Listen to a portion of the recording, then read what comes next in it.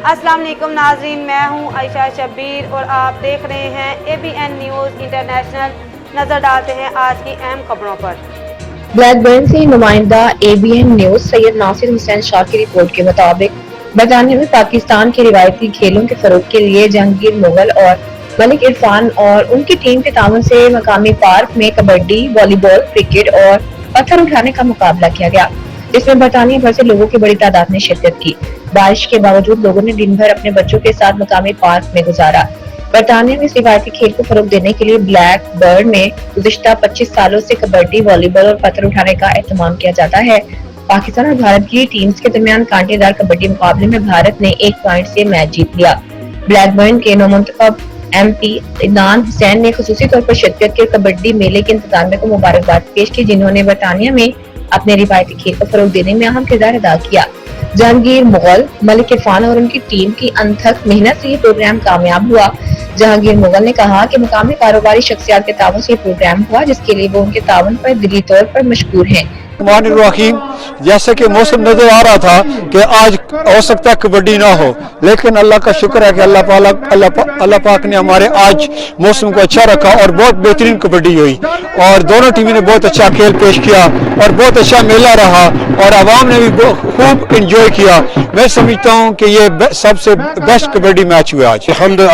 सबसे पहले अस्सलाम वालेकुम रहमतुल्लाहि व बरकातहू। माशाअल्लाह अल्लाह के फजल करम नाल जनाब बहुत जबरदस्त आज प्रोग्राम होया है। क्रिकेट टूर्नामेंट भी सी, वो भी बड़ा जबरदस्त होया। उसके बाद पत्थर सी, पत्थर का भी मुकाबला बड़ा अच्छा होया है। इसके अलावा वॉलीबॉल सी, फिर कबड्डी का जो मुकाबला होया है माशाअल्लाह बहुत ही अच्छा मुकाबला होया है और इंडिया और पाकिस्तान का जोड़ सी ते मौसम ने भी बड़ा साड़ा साथ दिता है।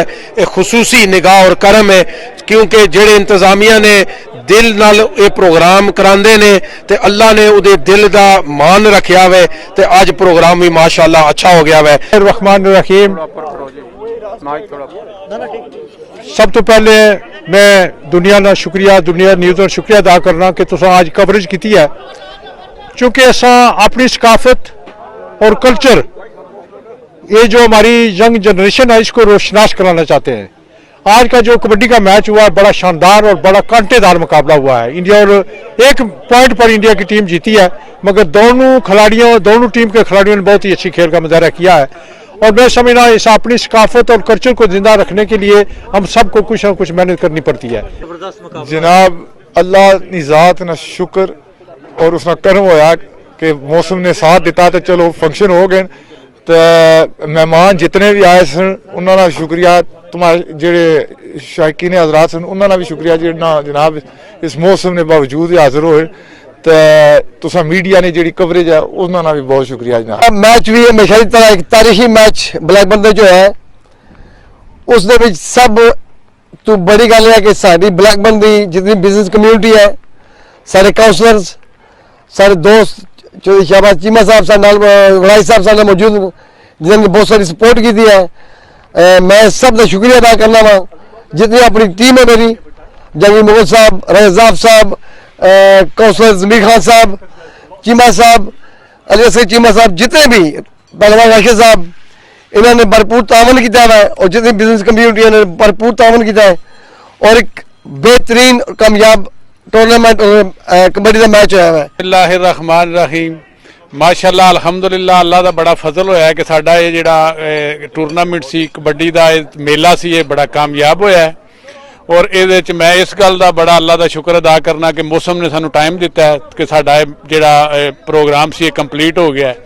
तो उस तो बाद जिन खास करके साडे मुगल साहब, जहांगीर मुगल साहब ते मलिक साहब का खसूसी मेहनत है जिहड़े हर साल अल्लाह के फजल नाल कोशिश करते हैं और एक कामयाब मेला कराते हैं। साडे वास्ते खुशकिस्मती है कि वो इस प्रोग्राम नूं सजाते हैं और अल्लाह के फजल नाल कामयाब होंदा है। इस तो बाद शहबाज अहमद वड़ाई साहब, चेयरमैन बासत अली साहब, भाई राशिद साहब जिन्हें अज बहुत अच्छा मैच खेडिया है, उन्होंने सारिਆਂ ਦੀ बड़ी मेहनत है।